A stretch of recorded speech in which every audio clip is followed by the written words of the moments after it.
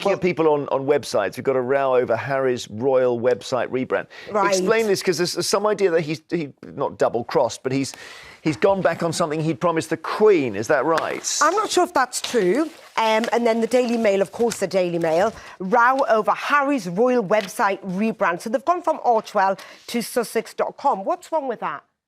I never understood the Archwell tag anyway. Why shouldn't they use the Duke and Duchess of Sussex? Because that's what they are. Archewell was the name of their son, of course. That's the Archie. Yes, right. But it didn't really, I think Duke so and Duchess of Sussex.com, Sussex. well, I think the idea is that, it doesn't bother me at all here, but if they're Sussex.com, it's sort of saying, oh, by the way, we're royal. But they are royal. He is the king's son. I'm so confused by people that seem to be up in arms.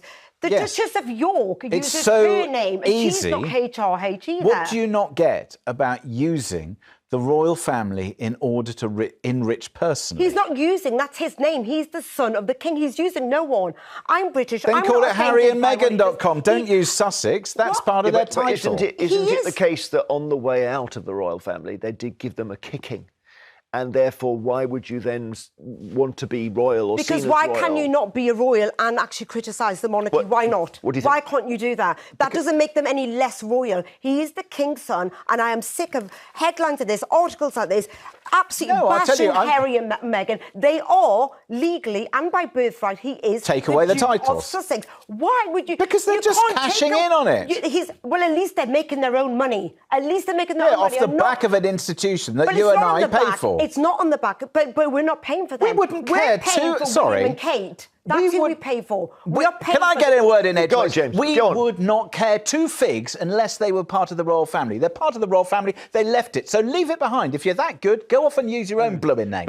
Seriously, it's appalling. His name. That is his name. Deal with it, James. Sussex, given by the all nation. these people who bash Harry and Meghan, you know what? Deal with it. He is the son of the king. He's entitled to use his name. And sometimes a single voice can cut through all the noise. That's what happened when Narinder Kaur spoke on the Jeremy Vine show. She addressed the heated debate over Prince Harry and Meghan's new website, Sussex.com.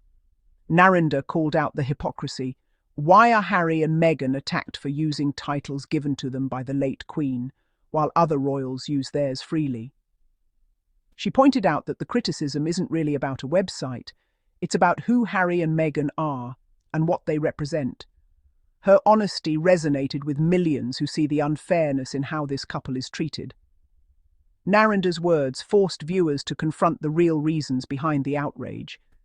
She challenged critics to admit their true motives, instead of hiding behind royal protocol. Her courage sparked a turning point in the conversation, shifting focus from surface-level drama to deeper issues of prejudice and control.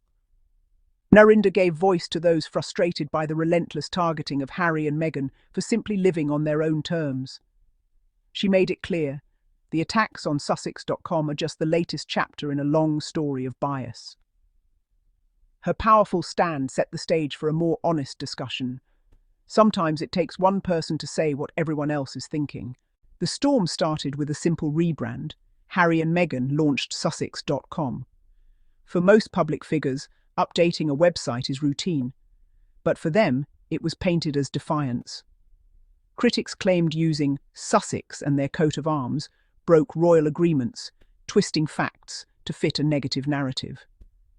The reality, they agreed not to use Sussex Royal or their HRH styles for commercial gain, but never gave up their ducal titles. Outrage followed, with tabloids accusing them of betrayal and cashing in on their status. Lost in the noise was the site's real purpose, to showcase their charitable work and advocacy. Instead of discussing their impact, critics fixated on the name and branding. The conversation became about optics, not substance. The website was meant to highlight service, not spark controversy. But for Harry and Meghan, even a website update becomes a lightning rod. The focus on superficial details distracts from the positive work they're actually doing. Let's be clear. Sussex is their name, not a brand they invented. The title Duke and Duchess of Sussex was a gift from Queen Elizabeth II on their wedding day. It's part of their legal identity, just as Wales is for William and Kate.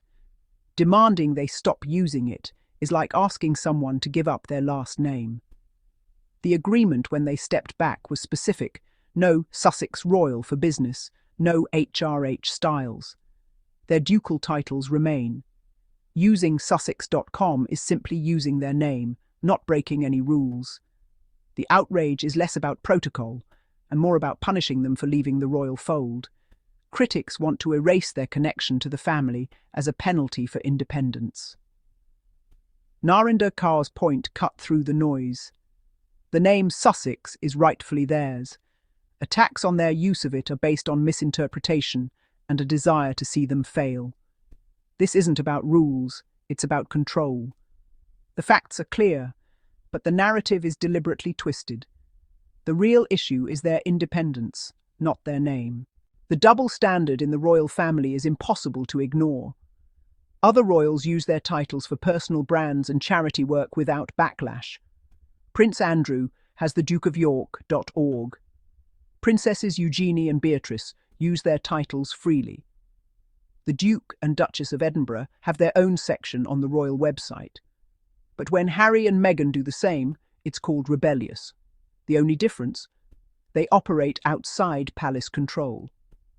Meghan, from the start, faced harsher scrutiny than any other royal. Every move is dissected and criticised, while others are praised or ignored. The relentless criticism is punishment for forging their own path. The message: independence is not tolerated. The obsession with titles and websites is a distraction. Critics focus on protocol to avoid discussing Harry and Meghan's real achievements. While headlines rage about domain names, their foundation raises millions for global causes. Their work with Invictus Games, mental health and social justice is ignored. Instead, accusations of monetizing titles drown out their impact. Their Netflix series and book, often dismissed, actually spark important conversations. The fixation on titles reveals critics aren't interested in fairness. They want to undermine. It's easier to attack a name than acknowledge real positive change.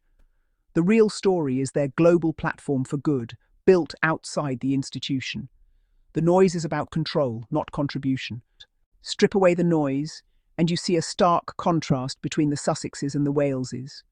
William and Kate represent tradition, ribbon cuttings, formal appearances and stability. Their impact is measured by presence, not innovation. Harry and Meghan, freed from royal constraints, are activists and entrepreneurs. They launch global initiatives, connect with diverse audiences, and create real change. Meghan's cookbook funded a community kitchen. Harry's memoir sparked global conversations. Their work is hands-on and modern, not just symbolic. This difference unsettles the royal establishment. The Sussexes prove you can serve and lead outside the palace. Their authenticity and action resonate globally, while tradition sometimes feels outdated.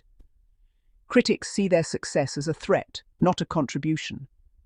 The more the Sussexes achieve, the more they expose the limits of the old system. The Sussex.com debate isn't about titles. It's about fear of Harry and Meghan's independence. Critics expected them to fade away, but they've built a thriving, influential life. Their success comes from their own story and connection with the public, not royal proximity. This threatens an institution built on control. Attacks reveal insecurity, that the monarchy is losing relevance, especially with younger generations. Harry and Meghan represent a modern, inclusive vision of public life. Their popularity shows people value authenticity over tradition. The more critics attack, the more they reveal their own fear of change. In the end, what matters is action, not titles. Harry and Meghan use their platform for causes they believe in, building a legacy of service. The real issue isn't a website, it's that they're more relevant than critics ever wanted. No amount of outrage can change that. Their independence is the future, and that's what truly unsettles the establishment.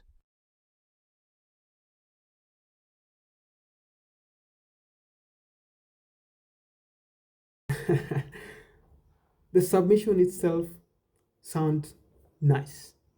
And to my amazing and peculiar Sussex family, thank you all for watching our videos and tuning in to Daily Diaries Fridays update. Keep it light, keep it there, and see you next time in our next episode. Bye-bye. May you have a good day and a good time. Keep shining.